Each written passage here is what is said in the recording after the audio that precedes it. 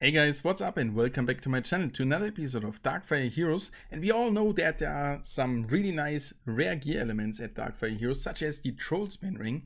And in this video we want to look where you can farm your favorite attack and defense gear at Darkfire Heroes.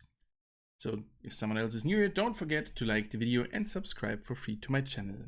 Let's start with it. And you might already know that you can farm gear via the campaign. So far we cannot farm epic gear, but we can farm common gear as well as rare gear.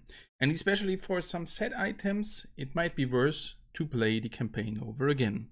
If we have a look at the old beasts and click on the right top corner, you can see that there are some replay rewards such as gold, gems, essences, shards and gear as well. And there's the Trollsbane ring, which will give you 10% damage per level, up to 40% plus 15 defense as a flat value. And if you just replay the level, which we will do right now, cost me 4 energy, you have a chance to get a gear piece. And if you're really lucky, you get Trollsbane out of the 4 gear elements which are possible to get here. So we are just running over it.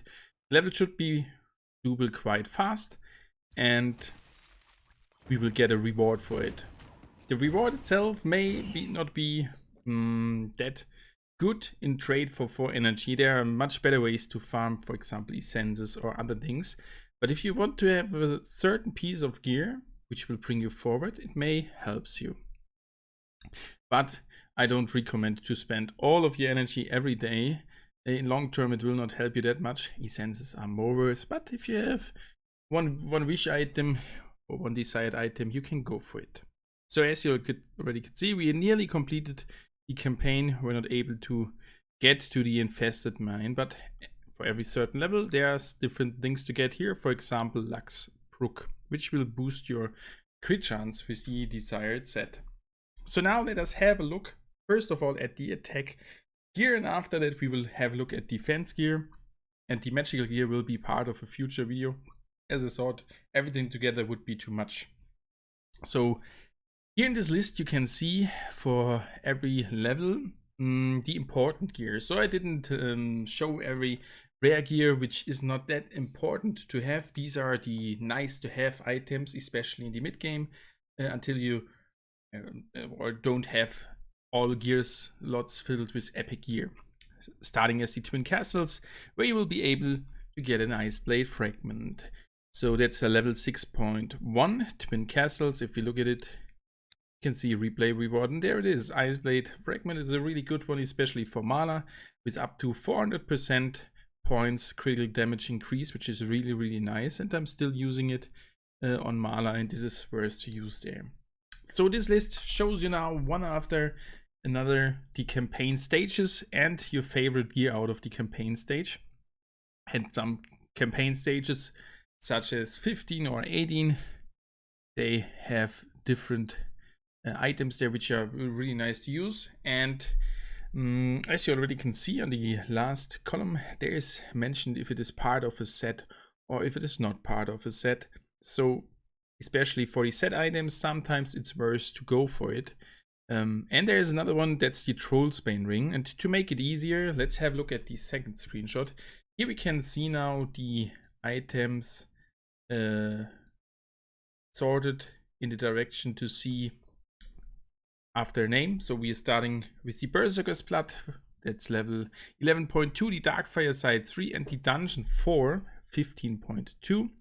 And there you will be able to farm Berserker's Blood, which is part of the Berserker's Relics set. Berserker's Armband is not farmable right now. I'm not sure if they've changed it in the past, but maybe they will change it, and we will have a look at the list in the future at the updates to see if it is still up to date and see if we can farm something new. Going with the Blood Rose, which is really nice, boosting crit damage and crit chance. And as you can see, for example, the Trollsbane ring is possible to farm in 3 different stages. The old beast, which we already were able to see, the Goblin Horde 3 directly next to it, and the City on the Mountain, which will be right there in the back. So, and especially the items which you can farm here at the end of the first island might be worth to farm, as on this game stage you don't have that much rare gear, and for example a Trollsbane ring, even your damage dealer is not that high level, it's an insane damage boost. And it's especially useful in the later levels as it is boosting your item by percent and not a flat value. But for sure, the later it goes, the less important the item or the rare items get. Right now I have most of my items are epic, but there are still some nice which we can farm. And for example, there is a new item, the Psion Claw, part of the Psion trophy set, which we could purchase at the last 2 big events. That will be both farmable at the Infested Mine. Furthermore, the Infested Mine, which is the latest campaign stage which was added, there you are able to farm 3 different rare items out of 4. So there's the highest chance to get a rare gear item. Furthermore, there's Sharpening Oil, Ice Blade Fragment, which we already have a look at. You can farm the complete complete Critical Strike set consisting of Giant Wolfang and Sharpening Oil just by redoing these levels. As I said before, I cannot recommend it to do it every day, but this should give you a short overview where you can farm several items. And now we want to have a look at the defense items. As you already can see here, these are the items already sorted by name to make it a little bit easier. And for example, Cloak of Swiftness, that's an important rare gear defense item which is boosting your critical damage by a flat value. And there are these 3 coins, that's a really nice set, and you can farm all the parts of this set for your tank during the campaign. Furthermore, the Marks of Health, Mark of Toughness, Mark of Protection are farmable as well. And for example, Mark of Toughness at the level 10, the Overgrown Temple. Here we go, just click on it. You can see a Mark of Toughness as well as Mark of Protection. So this one might be for you at the beginning if you want to have these items. Yeah, a good chance to redo it. And as you can see, Psion trophies for the level 26 is at the level 26, the Infested Mine, where we just have had a look at. For example, will not be worth it this game stage if you are that good to reach that level. I'm not sure if that will boost your team that much to farm this certain level, as you have already collected tons of items if you reach that level, as you get a chest for every of the stages, and most of them are normal chests where you can gear inside. So as you already could see, that's the part for the attack and the defense items and where to farm them. And for sure, feel free to share the tables, screenshots of the tables, whatever, with your friends to show them, hey, you can farm that in that or that level. Furthermore, there is a chance for some essences, gems, and coins, but the amount is not that good.